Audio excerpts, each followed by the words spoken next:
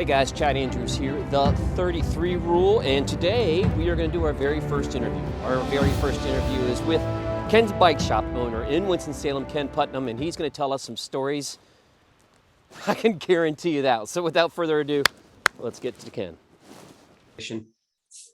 I understand that you started Ken's bike shop in what, 1980? 1980. I came to Winston in 74, managing Old Salem Bicycle Center. And then I went into business with somebody called the Bike and Hike Shop in 77, and I started my own shop in 1980. Okay, so I had a partnership and then my own shop. So we're talking 42 years now. Yeah, is that my math? That's my North Carolina math. Been in business in the bike business here for 49 years. 49 years. Mm-hmm. So you're a legacy person in Winston-Salem cycling. Tell us a little bit about, as you got the shop started, people coming into the shop, was it more known as is the current iteration of the shop more what it was like back then? Back then, was it known as a race bike, a quote unquote racer's bike shop where racers come in, get their 6-speed cassette fixed and 5-speed, 5-speed, 1318, 4252, corn cob. Yeah, I came in from being an assistant manager in a store like a Target, and so I reduced my salary down to about 10% of what it was to run a bike shop, and the guys that were working there when we started, they both were racers, and the only team in North Carolina was Hearts. It's number 405. In 1976, we had more riders than any other team in the national championships. We did a bunch of races, but Hearts put on 100% of the races in North Carolina.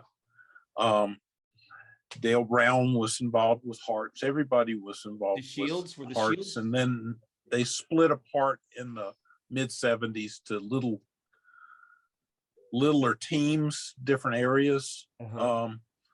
USA Cycling had a rule that if you had a club, you had to put on a bike race. Yep, I remember. Okay.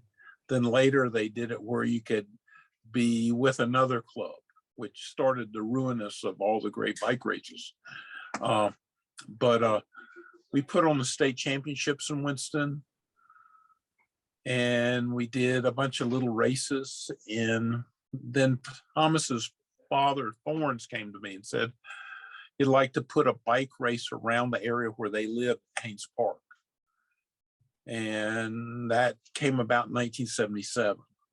And I got his neighborhood called West End which was a great neighborhood in downtown Winston, to take in riders.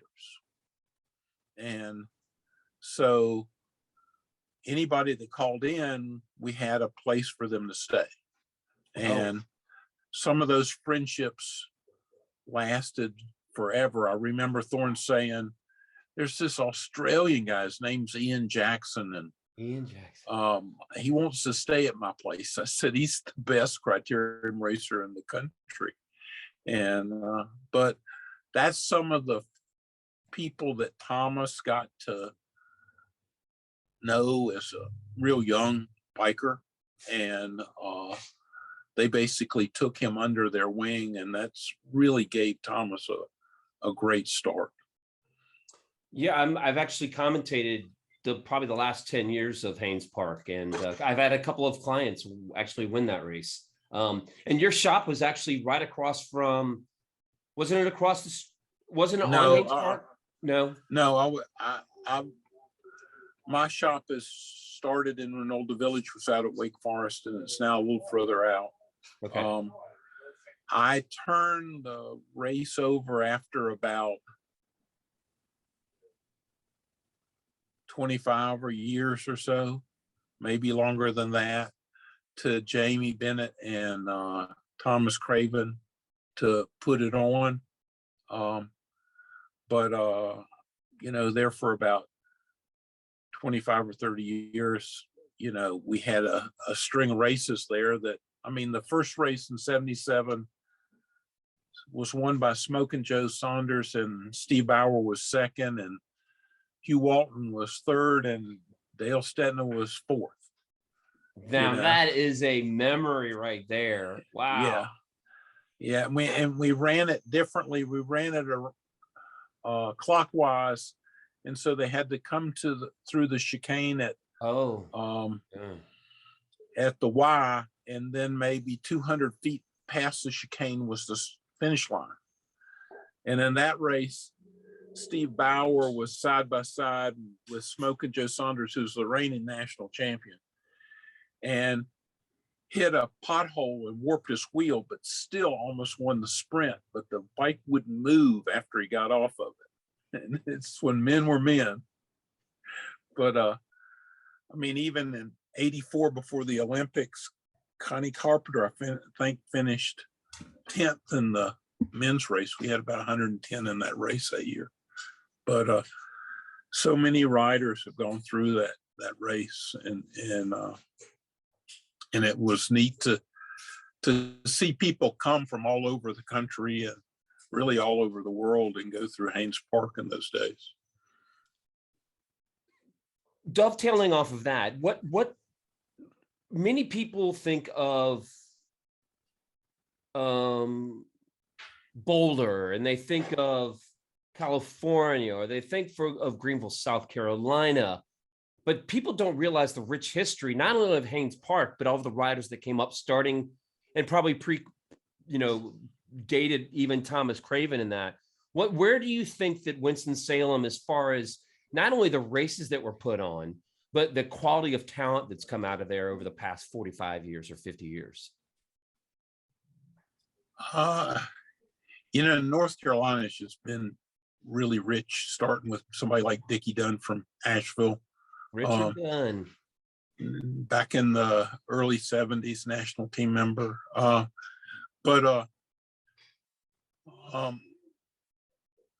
a group of guys would come in and do the announcing, and it was Brian Drever and Fred Patton, Gypsy, and they formed a little organization called Event Services, and you'd pay them $150, $200, and they'd fly in and they announce in the back of a pickup truck. Well, in 1981, William Cecil, who owns the Biltmore Estate, came to me and said he wanted to put on a stage race like the Tour de France. And I went up there, and he had all these grand ideas. And this is a very rich individual. You're going in a room with a desk that wraps around him and not you. Right. And we came up with an idea on the bike race called the Biltmore Estate McDonald's Bicycle Race. And so I said, what's our budget? And our budget was, and this is 1982 and 83, was $250,000 the first year, $300,000 second year. I said, well, the first thing is we need to spend at least a half or 2/3 in promotion. And so the race in '82 started on Good Morning America and finished on ESPN. And that was the first race ever that was on like 5 nights in a row or 6 nights in a row until they saw the finish of the race. And so Coors Classic was huge then, but it just didn't have the TV. And I remember going to Fred and Brian at the New York Bike Show, and I said, I need a truck with a stage on it that has all the equipment on it, and you can go from point to point. And so I'm writing you a check for $25,000. And back then that's like, I know, hundreds of thousands now. But anyway, and I said, and I'll guarantee you a check next year for $25,000. So they show up with this Mercedes truck with a stage that comes down. And I told them to go out and look for sponsors. So they had Bose and Timex and all these different companies, and they ended up taking that out to Coors. And I think it really made a big difference in the having a bicycle race that somebody announces out of a pickup truck to a real big deal. So that's where that pickup truck idea came from, was from the original Biltmore McDonald's bike race? Yes, it's not a pickup. It was a Mercedes, like moving truck. Okay, And the yeah. side of it would come down, and they had door that goes inside. And Al McDonald was the chief of officials for USA Cycling, and so he came down and officiated the Biltmore race, and it was I think it just changed everything. Yeah, there's some iconic videos back then of the Coors Classic. That was when I was racing, not commentating. So I Yeah. definitely remember that. Before I let you go, you are kind of technically the lead out guy for Thomas. What kind of racer was Thomas like? Well, Thomas he came to me when he was 13 or around there, and he said, I have a choice to make. I can play the bass in the orchestra, or I can ride a bike. I can't do both. And I said, what do you want to do? He said, I think I want to ride a bike. And so I think we put him in a 42-17 or something like that. And Oh my that gosh. was okay. And he said, okay, this is your gear, And so we would be riding along racing, and he'd be going 210 RPMs. I think that year his shirt size must have gone up 3 sizes, but he didn't raise get any taller. But Thomas was put under the wing of the guys from Philly, and Trexlertown guys came down and got to be real good friends with them. And I remember Thomas telling me, he said, it's not the fastest or the strongest guy, it's the guy that can go through more levels of hurt than anybody else. And the big example is, before we do Haynes Park, we would do this preliminary race from Mortuck Park to the top of Hanging Rock every year, so that we get a front page picture the next morning. So when the bike race was, people would know what's going on. And so it's only 5 miles, but they got to climb to the top of Hanging Rock. And Steve Powell was this great climber that had won Mount Washington so many times, and all this, and all these other great riders were there. And Thomas beat him. And I asked Steve, I said, Thomas really isn't a climber. And he says, I looked over at Thomas, and he wanted it more than I did. He's a sufferer. That's the thing, that the level of hurt that Thomas would put himself through to be able to do what he did is very uncommon in sports in general. Right. Well, listen, I can't thank you enough for joining us, and you're actually the kickoff to this whole thing. So I'm going to be editing it and put it together, and we're going to push it out on social media, and we'll share it with you guys at Ken's. But again, thank you. It was nice to hear Thomas say, look, no, the first person we need to interview is Ken. So I was like, hey, let's do it.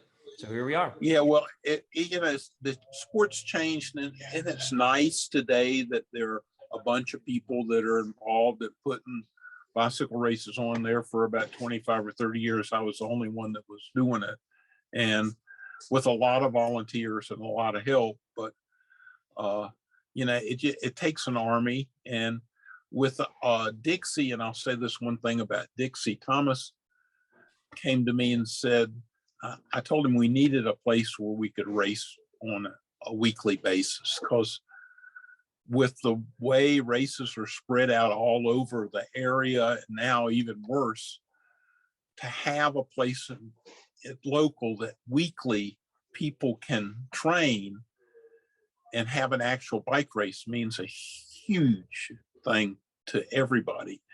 And so he said, well, I looked at the fairgrounds out there, but about every 100 feet, there's a cut all the way across the lane, and they have electrical cables in it. And so I went to the city, and they said if we'd pay for the paving. And Friend of Carrie and Randy Shields had a paving company, and he said one of these days he'll have a lull in his schedule and we can use his equipment.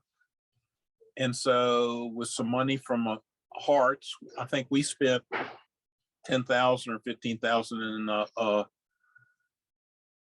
the sports car club did the same. We paved these places. Now they weren't perfect, but it allowed us to have a great, safe race course. And then 5 years ago, the city came in, spent over $300,000 and took it completely up, leveled it, and put in the great course we have today. And my hope is I've been putting this thing on maybe 25 years. I think it's probably the longest running nightly series, maybe in America or close. And is that as these other teams come to town and stuff like that, that they will appreciate the history and that they will participate. It's sad when we have people in town and racers in town that look to other races and don't really understand that these kids coming up really worship these guys that are great racers, and for them to come out and race, when they're in town at Dixie, just makes the world a difference to everybody. And this last year with COVID and everything, we had such good attendance, such good crowds, and it's just all the families bringing the families in and friends coming in and watching. It's an incredible event, and that's what I hope with some of these other teams that are here and local and stuff like that they'll help support. All of us Carolinians, everyone has raced. If you haven't raced Dixie, then you haven't really raced your bike yet. So that's such a good. Yeah, I remember when the